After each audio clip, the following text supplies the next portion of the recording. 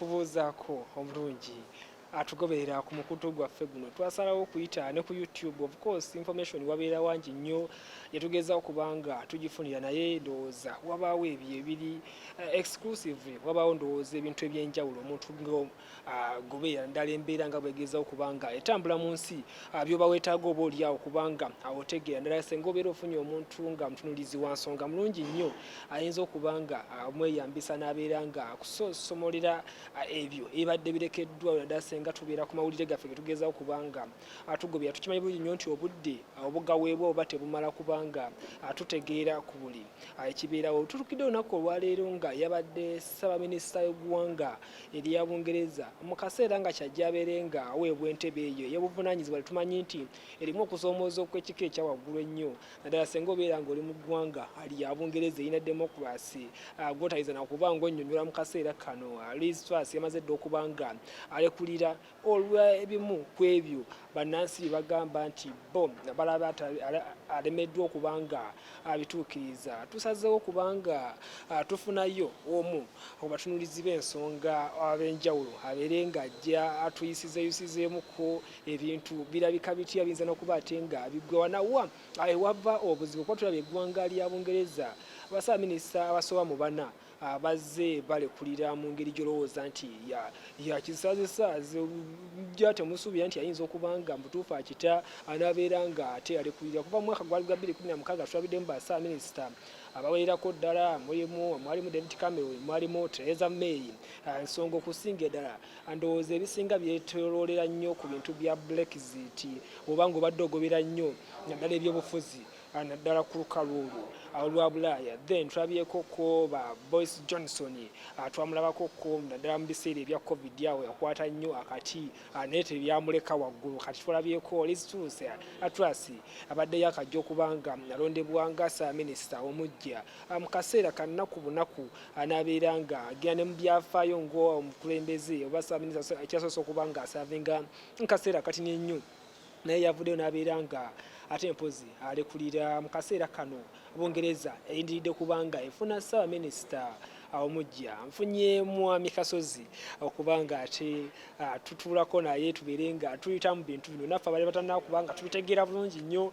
nga bwe biri naddala nga bannabyabufuzi bageza okubanga babitaputa naffe tubeere okubanga tusobole okubanga tubiggwa mu buufu tumanye eggwanga Bungereza ne bassaabaminisita bagobwa enkya n'eggulo kiki ennyo. Nze Edison Kyeswa akambeere nga nyaniriza mwami Kasozi asooka abeere nga tubuuzaako tutandikira awo ennyini. Kwaniriza so nange nsanyuse nnyo okuba nti nateera nsobodde okukomawokko ne tuba nga tusobola okusinkana twogereko ku nsonga ez'enjawulo ze tulaba nti bannayuganda baba beetaaga okuzimanyaako olw'okuba nti ddala amawanga nga gano ge twogeddeko ge mawanga agatutwala demokurasi yonna gwe twogerako yafa waabwe, byonna bye tugoberera byafa waabwe. Kale n'olwekyo ebizibu byonna ebya Bungereza oba ebirungi byonna ebya Bungereza bitukwatako nga Uganda. Kaso Samuel Gemanya era mbaniriza nnyo ku mukutu guno omukutu gw'ebyenjigiriza ogw'okusomesa bingi bye tubatuusaako. Mwebalire ddala. Weewaawo mwami Kasozi. Ensonga ya Truss abasinga tutambulira ku mutwe wabula abasinga kyetusinga okulonooza ndowooza kabadde kakyali ka myaka mitono nnyo egyo akaseera actually sina myaka mitono nnyo wabula akaseera akatono ennyo ennaku obunaku zabadde amaze mu kuva Septemba tezaweza na mutaano eno kale tuyinza okuba nti anamutaano twafunye nga tubaliddeko nobeya naye yewe yateekeddeyo ekiwandiiko ekisaba okulizayina zaadde ennaku 44 ng'olwana mu 5 terunaba kuwera 44.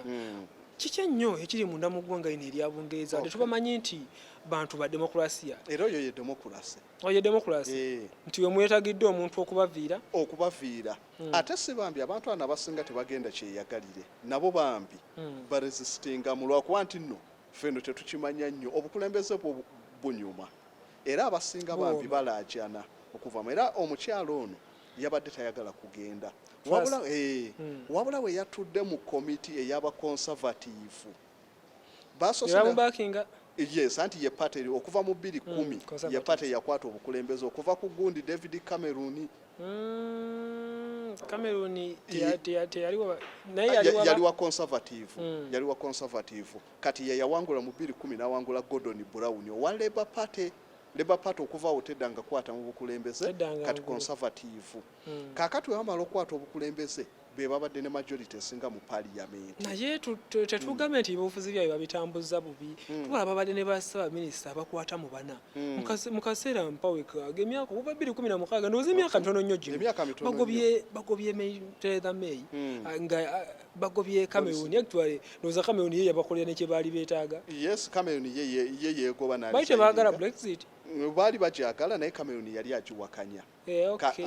kati abantu we bagenda against kyayagala n'agamba nze sisobola ate kuteeka mukono gwange mu kujja Bungereza mu European Union nze kyembadde saagalira ddala era ekyobulabe ate nga kyeyalagula kituufu Bungereza decision eyo gye baakola babasuubiza promised land naye promised land tebagifunye ababajja mu European Union kati ye n'agamba nze abakiri emabega okusingira ddala abantu bennyini omanyi waliwo kye tuyita populism mu byobufuzi nti omukulembeze ajja n'afuna ekintu abantu kye baagala n'abaakinga ku ekyo kimuleete mu bukulembeze oba asobole okutuusa agenda ze nti nga olaba Trump nti bwe yajja mu bukulembeze mu America yagamba agenda kufuuka America pro people ey'abantu nga buli kyakola mu America yafunamu kyovala beno twayisibwa bubi ebitongole byonna ebituwa obuyambi n'abisalako okwetaba mu European Union mu mawanga gonna kigasaba America afune obululu bwabwe kaakati n'abaana abakulembeze naddala okusingira ddala nga aba Labour Party baayagala baleete ekyokujja Bungereza mu European Union kisobole okubawa popularity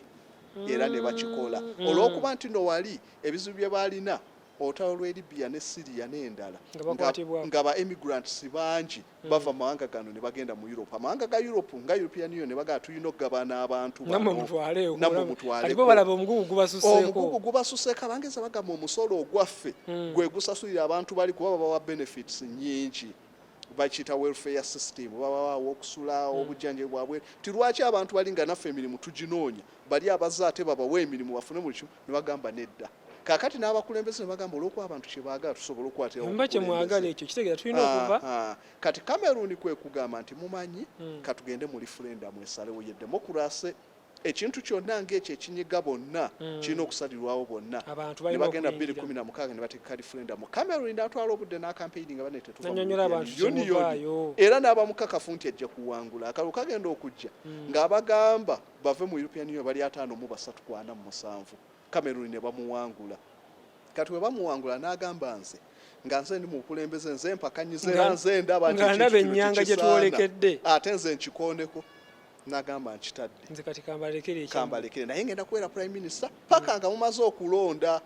Theresa May ajja olwajja kaakati we batuuka yavaawo gwali gwa 2016 mu gwe 10 olwo ne balonda okulonda Theresa May oyo n'abeera omukyalo owokubiri okufuuka Bungereza agwa wansi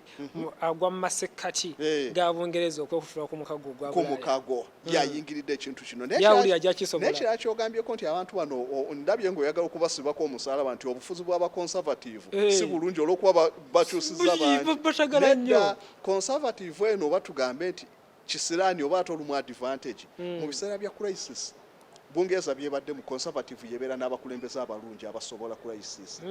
okuva dda World War ey'okubiri ng'etandika Neville Chamberlain yali wa Labour Party mbere yatambuliranga ku bo n'avaako nga bimulemye mwana Churchill n'akwata mu wa conservative n'ayisa Bungereza mu World War ey'okubiri kati mu crisis sinzo okuweza amaanyi conservative yebadde ekwatamu kali ne mu mbeera eno ey'okubajja mu European Union conservative ebadde nnungi nnyo yadde nga kiganye naye bambi tetuginenya nnyo ebadde eyisa nnyo Bungereza mu mbeera enzibu kati Theresa May n'akwatamu awo kaakati waakwatamu Theresa May nga ekimuleese okusingira dda kujja Bungereza mu European Union agamba bano ba Cameroon bali malala Cameroon yagambye mbivuddemu mwetwaleyo mweka temulinenya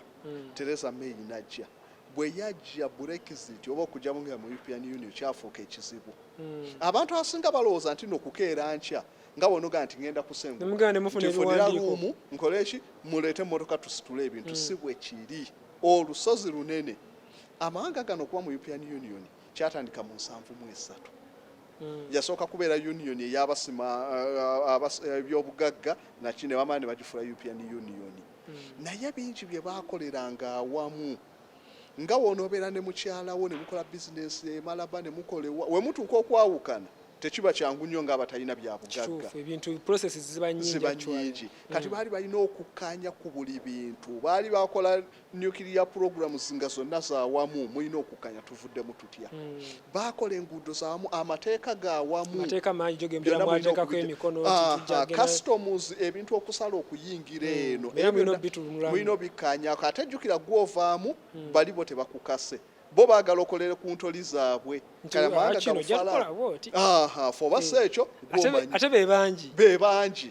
ate gw'obaddeyo gwe weeguya oveeyo si bo bebakukase tegeeza olumu bajja kunyigiriza ogambe kasambayo kaakati Tereza May yajja n'agamba agenda kuvaayo ne gudu diiru ayagala aveeyo nga Bungereza efunyemu nnyo mu kuvaayo tiwekiba kati okugeza wano nga East African Community we yasasika amawanga gaagabana bye galina Kenya baatufunamu nnyo ne Tanzania Uganda tetwafunamu ennyonyi ne bazitwala ebiki byonna ne babitwala mu nteeseganya kaakati ne Bungereza Tereza May abasuubiza agenda kuvaayo ne ddiiru ennungi tugenda kubagayinga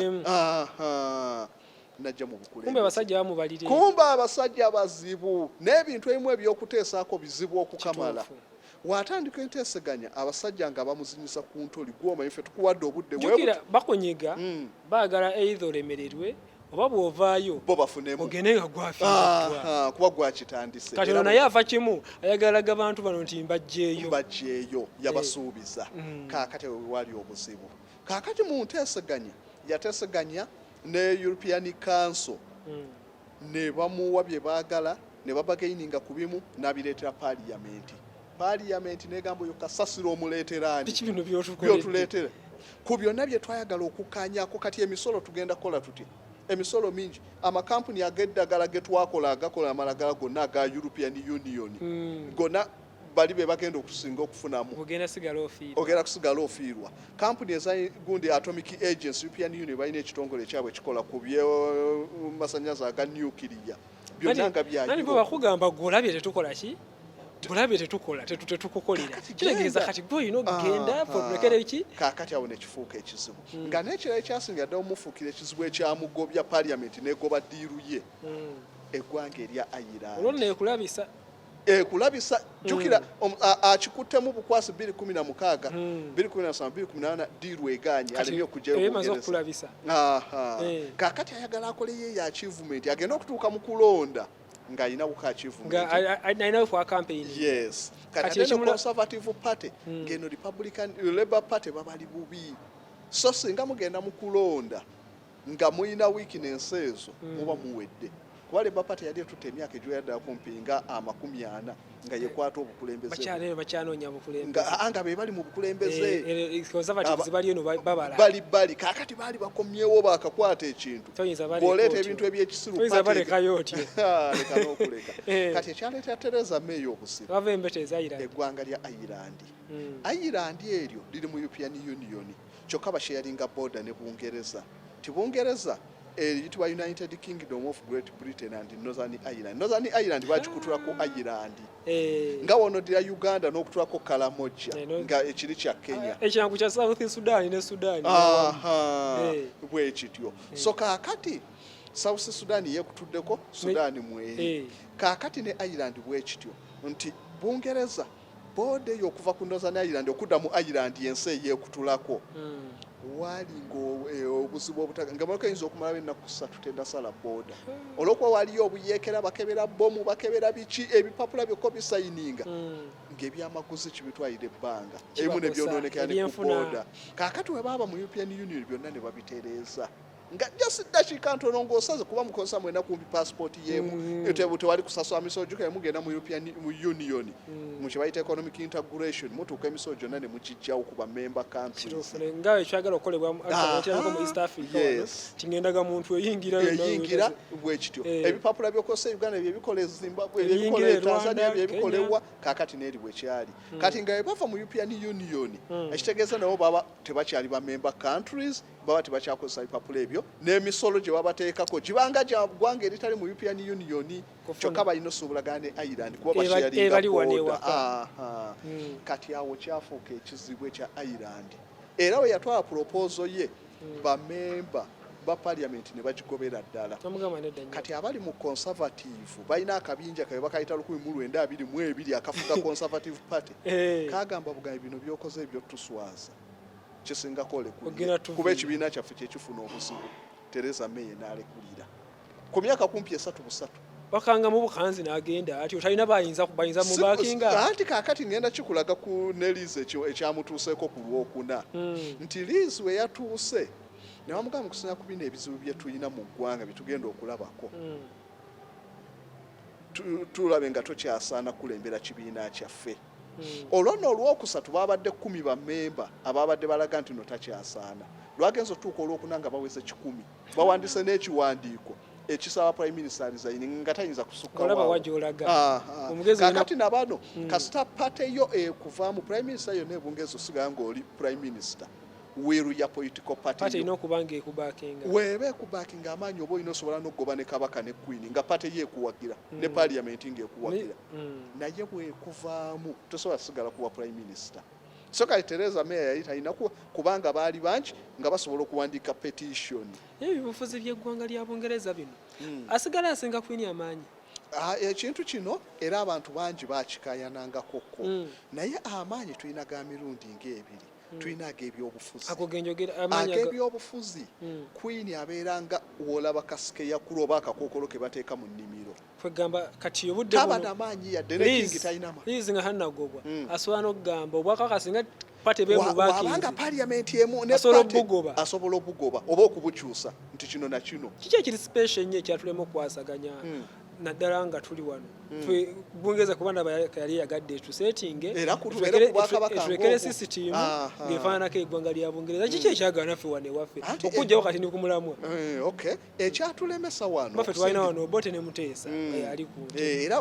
wekyali nti no baali bataddewo president olwokuba nti no tetwalina bwakabaka bumu twalina bungi bakabaka baali basigadde abalala bagamba baali basigaddeyo Buganda we bali kakati ate ekyaleeta obuzibu nti nno laba ate Muteesa yasooka okuteekebwako nga pulezidenti kati yo Bungereza yali okulagana ne Buganda era ye yakola omulimu ogw'amaanyi okugatta Uganda so era mu buli ngeri baali balina okusooka okukola ki okuwonda ate era ng'ekyamazima yali influential nnyo era ekyo kyoto kyegana n'otutuukidde olwaleero ng'ebyobufuzi bitambulira kakati oyinza ba mugezigezi n'ogenda e Karamoja n'ojjayo ate eri n'Obuganda kati gwagera obeera heedi leka n'okuleka eggwanga lyali lisobola osasika mu kaseera ako kaakati Bungereza kye yatukolera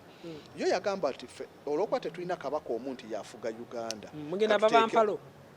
bwe kyali kijja okutambula ng'ekifo nti wabula katuteekewo pulezidenti yabeeranga queen oba king e Bungereza pulezidenti ng'abeerawo mu byobufuzi talina nnyo se tino bino poliisi magye biki wabula yabeerawo kuba nti asobola okucekinga prime minister obutakosa bubi buyinza bwe nti e Bungereza queen asobola okugoba prime minister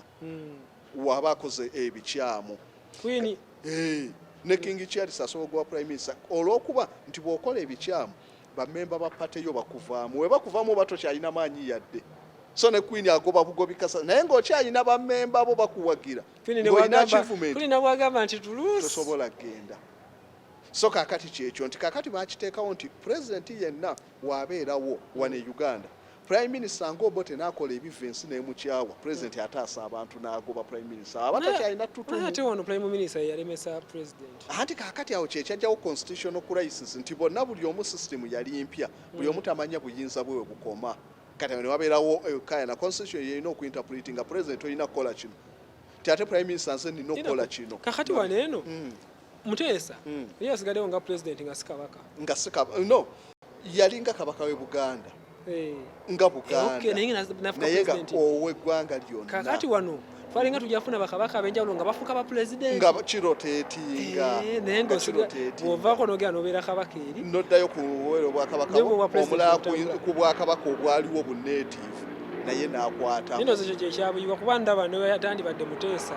Obote kumwefuulira nze twalifunyeyo kabaka eyali badde ow'empaka oba eyali badde omunafu gwe baali nyomye yali maze system nejjanga etereera nebala neekwatayo kuba ebintu byonna nga bipya ne Bungereza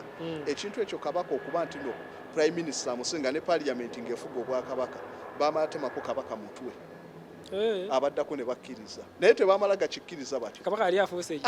ye kabaka yayingiranga ne parliament anoonya b'MP ayagala okubatwala babatte ne beekweka ng'ayingira mu parliament n'amala n'agigoba emyaka 10 parliament n'evaawo ne bateekawo civil war abangereza ne balwana kwata kabaka mutwe ne baguteeka ku kiti ne bagutemako kati bakabaka abaddako ne bagamba tulina okugondera parliament n'abantu so Bungereza kyewafa batandika batyo kaakati Theresa May mbadde nkulaze ebizibu bye bya Brexit ye bye byamuleetera okuvaamu yalema okuvaayo n'eddiiru ematiza Abangereza bamaze tebavaayo tebannavaayo kuba 2019 akalulu kaggwa bo ne bakkiriza nti yes abantu basazeewo okuva mu European Union kati mulina okuba gayidinga baveeyo kati Tereza abagamba senga tukola tuki bino byenteeseganyiza na European Council eya European Union bo bamuwadde we bayitiraho Abangereza kaakati ye n'agenda ateeseganye ne European Council akakiiko akafuga European Union beeri nabatuuka ne bagamba ekyo kijja kusoboka tujja kuwa kino na kino na kino ye n'agamba nti ndowooza kubwendaba birabika birungi n'abiddizayo parliament etulamu neeraba kasasiro neegaanira ddala n'agamba oba muganye ekintu kyange nze nange nkitadde omulala kajje atandikirawo nkoze ekisoboka naye muwanga temusobodde kiganye myaka emeka egyo myaka 3 gye yafugira gyokka mu myaka 16 paka 19 tulabe bassaabaminisita babiri mu myaka ono asoose gundi Cameroon afuddeko olw'okuba bamuganye n'avaako 2019 Theresa May afuddeko kati Biden yajja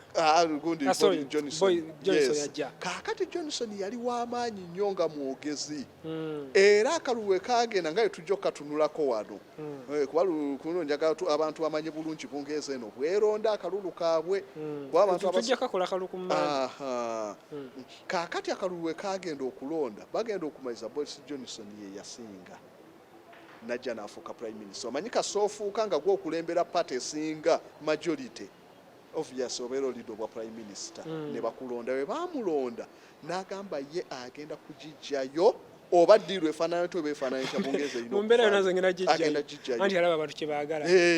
n'alyoka ajja mu nteeseganyiza enjawulo awo ne bateeseganya ezimu ne zibambi nga sinyiga Bungereza naye n'agijjayo esaali ennaku z'omwezi nga 31 January 2020 n'alyoka basayininga dda ku declaration ejja Bungereza mu European Union era nga lumu February Bungereza ye tekyali mu European Union 2020 nevaayo wakati mu kusoomozebwa nga kitegeeza Bungereza tekyafugibwa amateeka ga European Union ekyo abantu ne bafuna sovereignty gye baali baga nti eggwanga lyabwe terifugibwa omanye ekintu ekiyitibwa union ng'ezo oba integration European Union baali bagita supranational federation ebeera federal system naye nga y'amawanga ageefuga amanene nti tusobola okukola federal system ng'eya Uganda nga naye gatta district ze zikoze federation oba netugamba oba region nti Buganda nti Kalamoja eyebeera federation ku mutendero gwa level ey'okutaano ntino tugase bitundu kaakati omutendero gw'omukaaga gwe guno nga East African Community nti Uganda Rwanda tuba n'omukulembeze omu ne tubeera federation kati European Union bagiyita supranational kubegatta amawanga agali independent agali sovereign lowoozamu nti ku Biden oba kyalimu ku Boris Johnson simanyi wakirinya eno lyembuzaazanyo Boris Johnson simanyi balwaki andowoozaamu nti wadde nga ali ajjeyo Bungereza ye mu ngeri yonna gye yagamba nti yali ajja ogijjamu ngamba oba yakosebwamu kono ne COVID kino ensonga kyajja mu kaseera nga kyajja abere nga agisikayo mbadde nkyakulagako bulazi mbadde sinnatuuka ku downfall ya Johnson era kyoyogeredde ddala factor yemu kuzaamujja mu bukulembeze kuba bambi yali agijjeeyo era abantu ne bamatira ne babeerawo yadde nga effects zajja oluvannyuma yagijjayo wano ne basanyuka naye wayita omwaka gumu ebiri bajja bakiraba nti wano economy eganye wano kino kiganye n'amanya nti kuva mu European Union naye nga ebimu ku byasookera ddala Johnson ate ebyasinga ddala omujjayo engeri gye yafugamu gavumenti ye nti ye yennyini sikando gye yasooka ogola bagiyita Partygate scandal amanya amawanga gano ag'abazungu buli ekikolebwa batera okukiteekako scandal kati America balinayo gye bayita Teapot Dome scandal balina reserve z'amafuta nga naye bazimba nga woolaba teapot. Kakati president yaliko Warren Hardings 1921 naddira bakwano be n'abaliizinga amafuta ago ne bagakosa aga gavumenti ag'eggwanga kale ne bakiyita teapot dome scandal. balina obunyannyo bwe bawa kati Nixon yere bamuwa gundi Watergate scandal okuba bamenya Watergate building ez'aba Democrats be bavuganya babbe ebyama ne bakiyita Watergate scandal. Kakati noono Boris Johnson bagiyita Partygate scandal. Tuba mu COVID-22 bantu bali mu karantini kapate birthday ye bamemba ba conservative ne bayiika ne banywa omwenge ne baganga Democrats wabiriramu omubi kati kapate n'abantu naye mu kiseera ekyakulayisiza nga omwogezi wa poliisi yatugamba aserikale wadde babeera ku kabaga ine babeera mu barracks banywera ku kikopo ebyokujjako eno gy'obikolera naye gali amawanga ekisooka ti n'omuntu obuntu avaayo n'abawaabira ate wemuwangulibwa eyo weakness yes eyo weakness nene kakati baatwamu ne bagamba tuli mu covid conservative tulina ebizibu bingi omusajja bali mu kucyakala mu covid then abantu kipublic enewulikika etya nga abalamu bagamba musigale mu mayumba kati ate gwe nensijukira waneeno ffe twali mu covid wenyini mwe tubadde bana ba minisita abakuliranga abatererezanga omukulu empapula walinga alangirira ebyokugoberera nga tumulaba ali mu kuba minisita by'obulamu ng'ali mu kuba ziraale nagamba abantu baali bamuyozaayo anti kati ebyobufuzi bya wano waliwo ebyobufuzi tulina kye bayita political clean ti amawanga egajja gakula ebyobufuzi bituuka ne biba biyonjo nti naye kati ebyobufuzi byewaffe wano kiringa omwana stages zaakula tiwaliwo omwana stage gy'abeerako ng'akwekweya abeera mu mpale za bituli kati politics waffe ali ku stage tukyakwekweya tuli politics wa mpale za bituli kaakati we tujja tukula naye tuuka omwana ali mu teenage watandika okweyonja kati Babungereza yerevo gye baliko kati ku levo yaabwe okola kapate mu biseera ebya kurayisisi obotta ekifaananyi so kakati Boris Johnson kyamufuukira ekisu era wano Metropolitan Police ey'e London neryoka eyisa ku bamemba ba Conservative Party 8 ne bakuba fine ezitagambika abeeta bakkabaga kwegamba byonna nga bidobonkanye byenfuna byonna Boris Johnson yali atandise obulungi abantu nga bamwagadde olw'okuba bajje mu European Union ate yali afuuse popular nnyo ate n'ebbanga lye yafugiddeko katono lyali libawadde essuubi nti atera kusobola otereza ki obukulembeze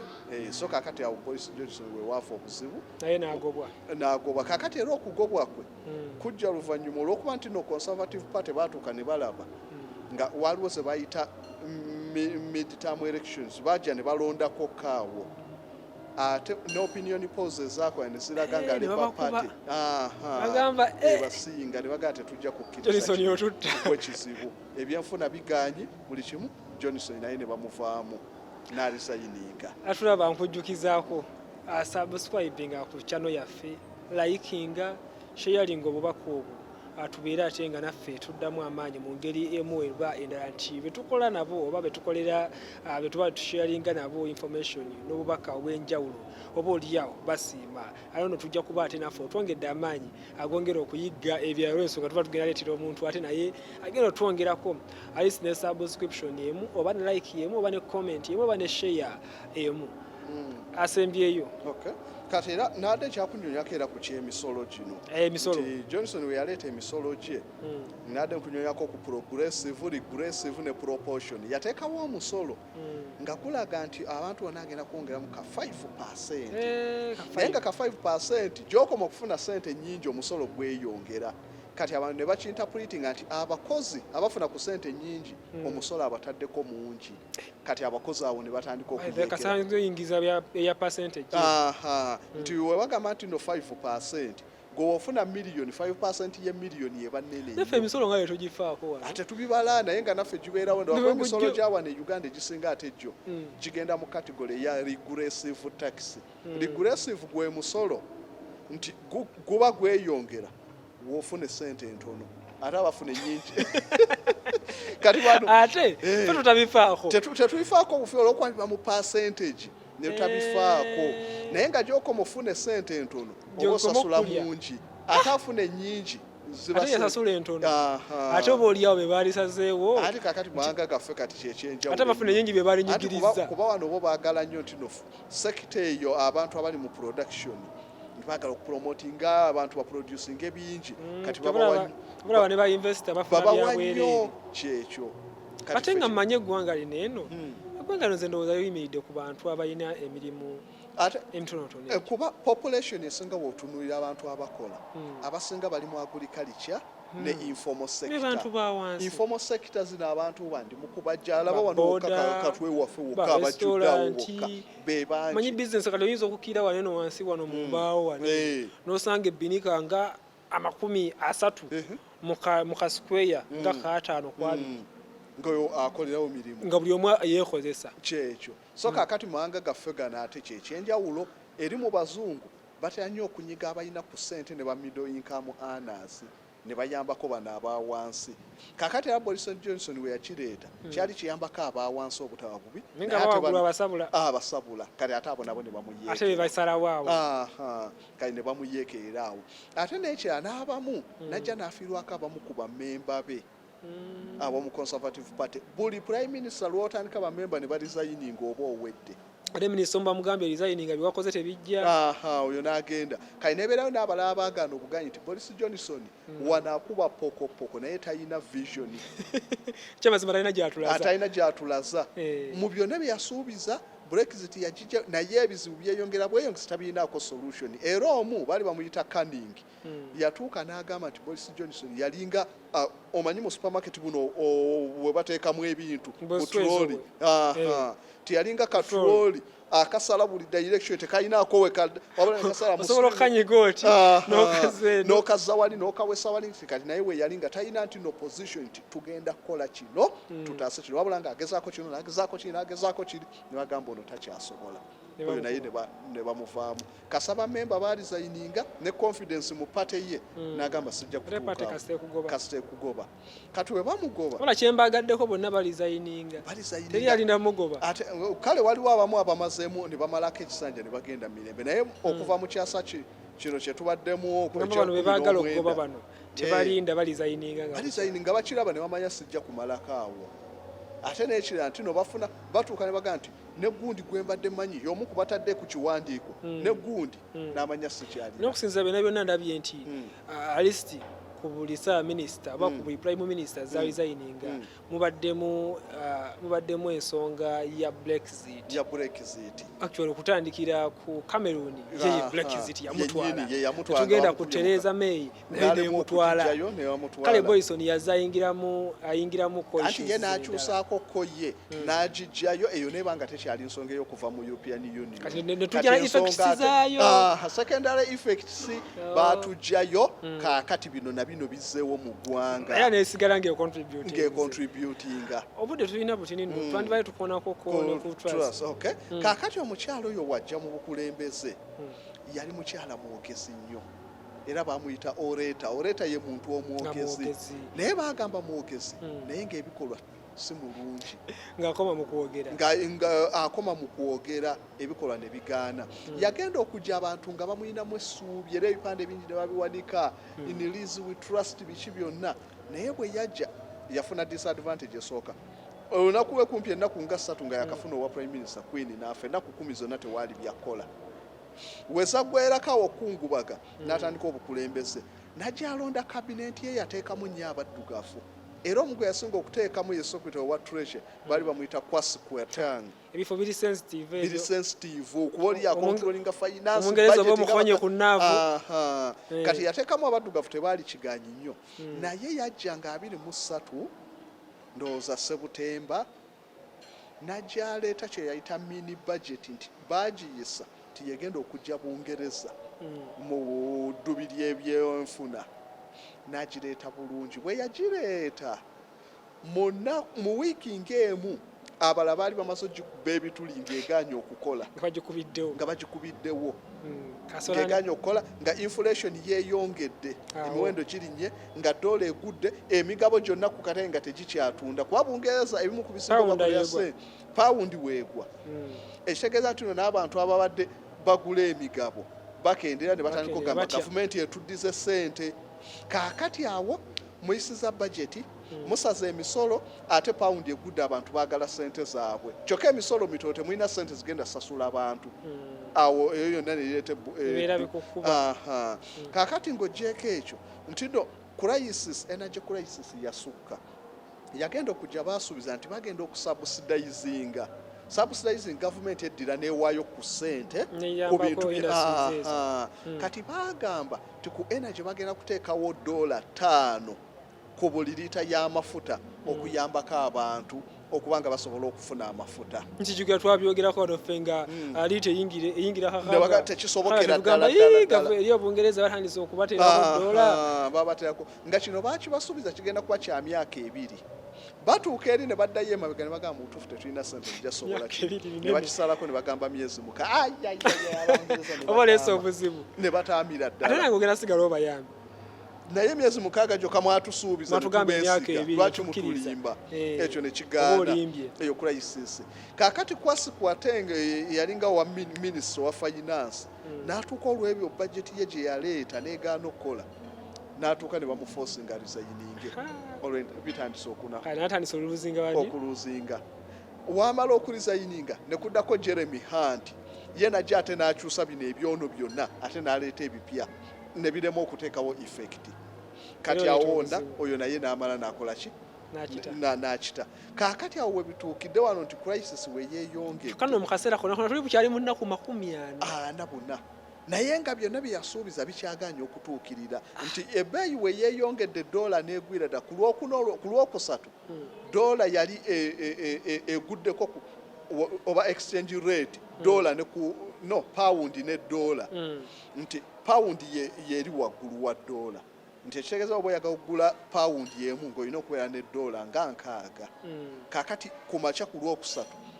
pawundi yakkamukko ng'abadde ne dola 6 okugula pawundi emu weetaaga dola nga 5 mu ziizo okugula so bbeeyi ya pawundi nebeera ng'ejjeddirira nekitiisa nnyo Abangereza tugenda tuuka olwokuna ng'egudde by 1.1 ebadde mu 0.6 ekyo kyatiisa nnyo Abangereza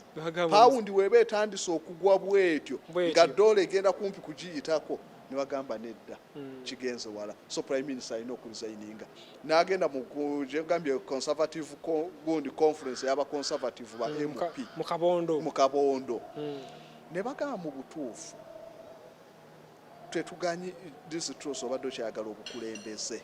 naye bino na bino biganye n'abantu bewalonda balemeddwa okukyusa ku byenfuna awo bamemba ne bawandiika ekiwandiiko ekimusaba alisayininge basayininga 10 n'amanya nkyasobola okudda lutuuka olwokuna ssaawa 6 nga baweze 10 n'amanya takyasimatuka omuwendo kwe balinyira takyasimatuka ne bamunenya n'ekira nti nno asuse nnyo okwekiriranya n'Obwakabaka nga mu wiiki yasinkanye King Charles emirundi 2 King Charles ayakajjobuze olw'okuba nti n'ebyenfuna biganye kati agasanyusa abantu nti akolagana nnyo ne Kabaka eno eyo nayo nsonga pate negamba nedda kati weyalabye ekyo ate eno nga Labour Party yetandise okugamba nti oba bibalemye ffe tuyita generation gwanga lyonna lironde tulabe tusalewo kubanga mulina majority mu parliament naye bibalemye buli ajja alemeddwa kati twagala tusalewo ng'ate Labour Party ebasinza kati ettutumu singa bagenda mu kulonda ebakuba ebasinga ettutumu batudda mu numbers webagamba nti no badde mu ggwanga lyonna kulonda kuba akaluka alina kubeerawo ndowooza 223 naye no 225 naye kaakati mu kaseera kano omanyi balina kye bayita snap election musobola okuyita akawakade ka 225 ne mukasembeza mangu we mulaba nti olinawo advantage osobola okuba n'otolinda wali biyinza okunnyonoonekera mu maaso omuntu neyeetereza katukayite wano nga bukyali so ne bagamba ffe twagala kuyita kalulu ne bagamba ebisajja bino tuyite akalulu Labour Party ng'emivuyo giganye mu conservative ne bagamba kagende era kakati bagenda kwetereza bo bennyini kubanga beerondamu agenda okuba prime minister bo bennyini bakyalina omukisa gw'okweronda agenze naye nga kyenjagala abantu bamanyi nti mu kyasa kino ekyabirimu ekimu okuva 19 okutuuka kati babadde 12 be baakalisayininga ba prime minister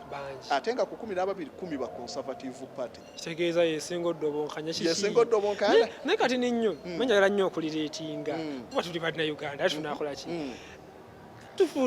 tutuuka ddi ku mutendera bwe guti demokrasi bwava tuyinza mulenyingira kuki mu kaseera kano bwe tuba nga tukyafuna minisita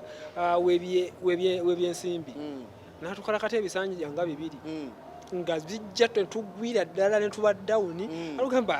irika naawe kale ekyamazima mu kaseera kano tuwenyeramuko kale naye ng'ebyo abyogera nga alina n'eddiru zakulaga endagaano ezimu zagaana sayininga nga sitegedde kati ekyo ekikireetedde byonna ti amawanga gali nabo baayita mu feezezi senga tubadde twafunakoko mu nkyusakyusa mu bukulembeze twabadde tulina abakulembeze abali accountable kati bakulembeze batakyuka obutakyuka nti lwaki nti gavumenti buli lwerwawo okukyuka generation neziyita we twalinga tusoma eddiini baatugamba nga eddiini bwekula ennyo omwenge omuntu ng'oludde mu ddiini temunywa mwenge n'ogirwamu myaka gumu myaka 2 otuuka n'obivaako nebimu ebyeddiini nti mwenge zeddiini ngimazemu ebbanga obunyiriri kangunyweko